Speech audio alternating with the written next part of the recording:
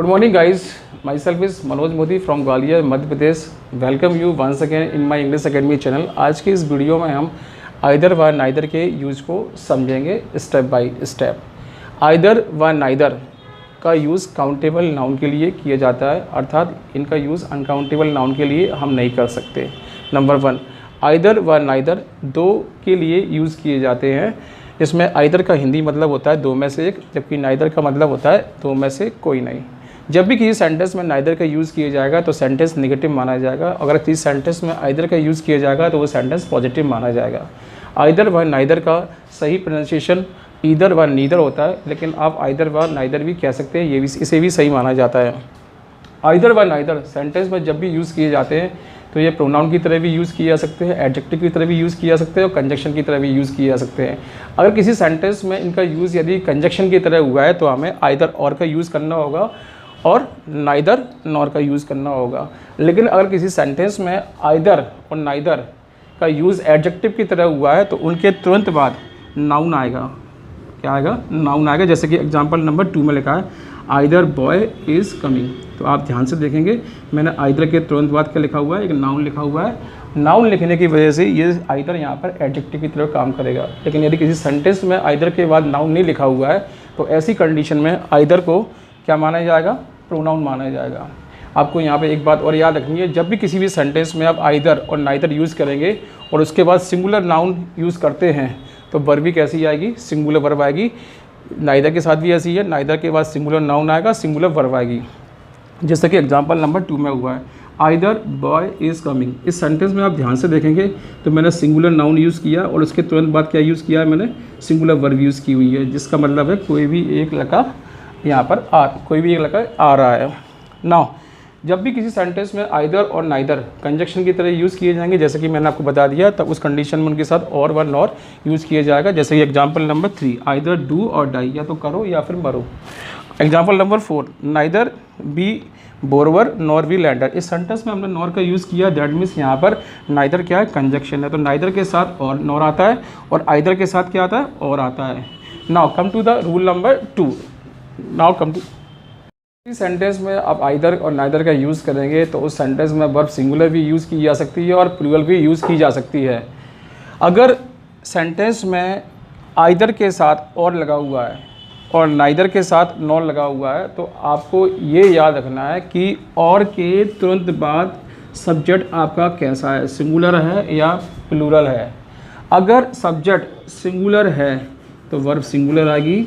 अगर सब्जेक्ट आपका प्लूरल है, जैसे कि एग्जांपल नंबर 5 में और के तुरंत बाद क्या लिखा हुआ है? योर फ्रेंड्स, तब ऐसी कंडीशन में वर्ब कैसी आएगी? प्लूरल आएगी।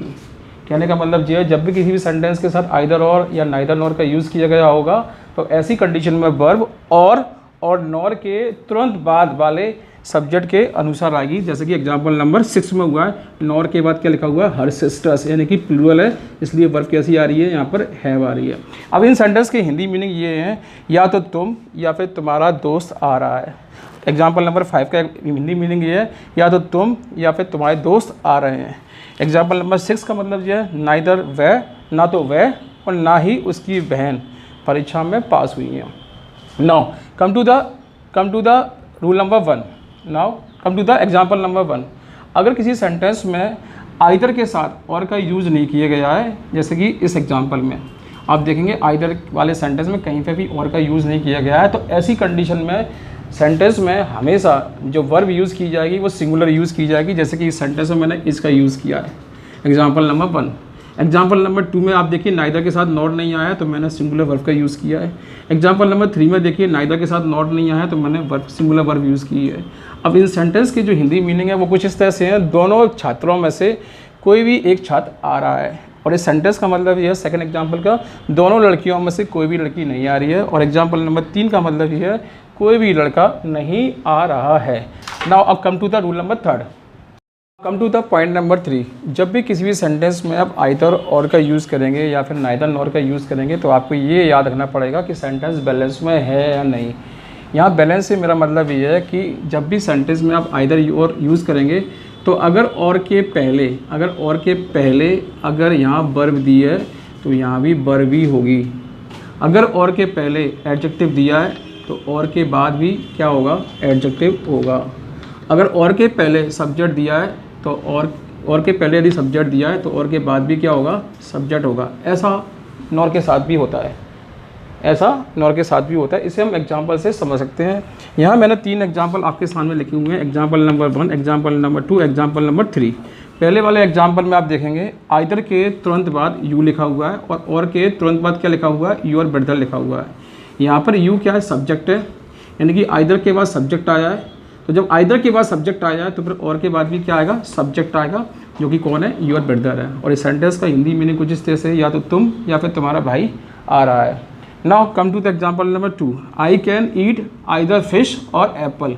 इस सेंटेंस में आप ध्यान से देखेंगे तो आइदर के तुरंत बाद क्या लिखा हुआ है, फिश, जो कि क्या है, नाउन है। अगर आइदर के बाद नाउन लिखा हुआ है तो फिर और के बाद भी क्या होगा, नाउन होगा। इसे कुछ आप इस तरह से भी समझ सकते हैं कि आइदर के तुरंत बाद ऑब्जेक्ट लिखा हुआ है तो फिर और के बाद भी क्या आएगा, ऑब्जेक्ट आएगा। Now come to the example number 3, he is either intelligent or duffer. आप देखेंगे आइदर के तुरंत बाद यहाँ पर क्या लिखा हुआ है, एडजेक्टिव लिखा हुआ है। जब यहाँ एडजेक्टिव लिखा हुआ है तो फिर और के बाद भी क्या होगा, एडजेक्टिव आएगा। अगर किसी सेंटेंस में अगर ये पैटर्न आपको लगता है कहीं पे गलत है, कहने का मतलब ये है कि आइदर के बाद एडजेक्टिव लिखा हो और के बाद नाउन लिखा हो, तो आप समझ जाना सेंटेंस कैसा है, रॉन्ग है।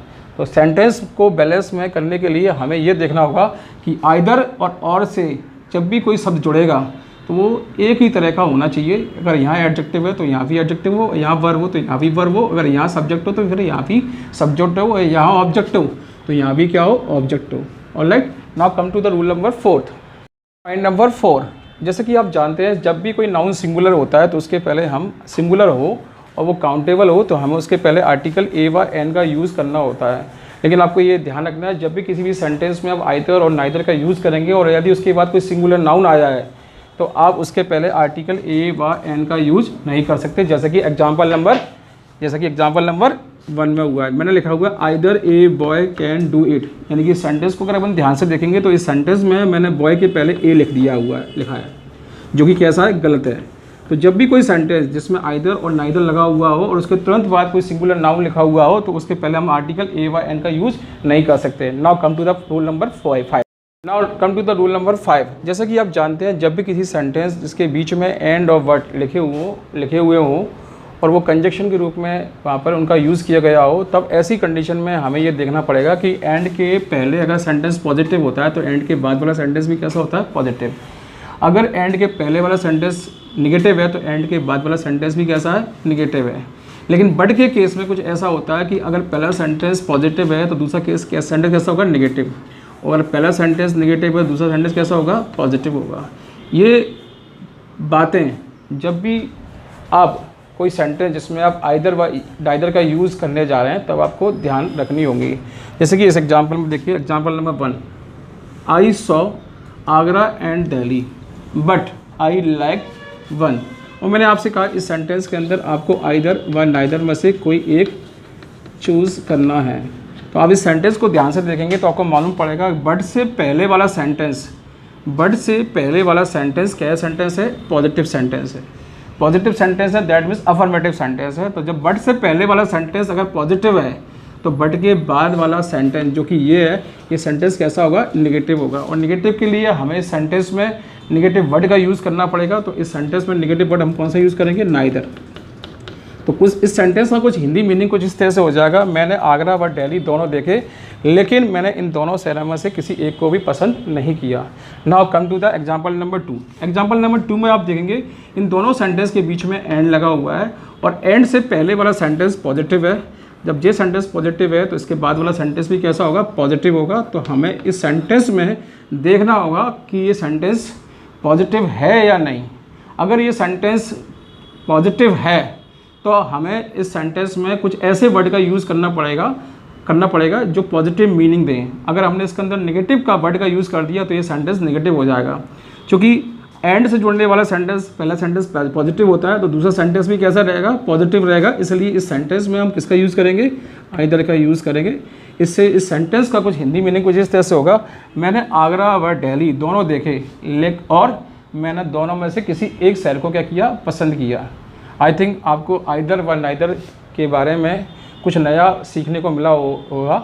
अगर आपको मेरा ये वीडियो पसंद आया हो तो प्लीज़ इसे लाइक कीजिए, और आप मेरे चैनल पर यदि नए हैं तो मेरे चैनल को सब्सक्राइब कीजिए और अपने दोस्तों को, अपने रिलेटिव्स को इसे शेयर कीजिए। थैंक्स।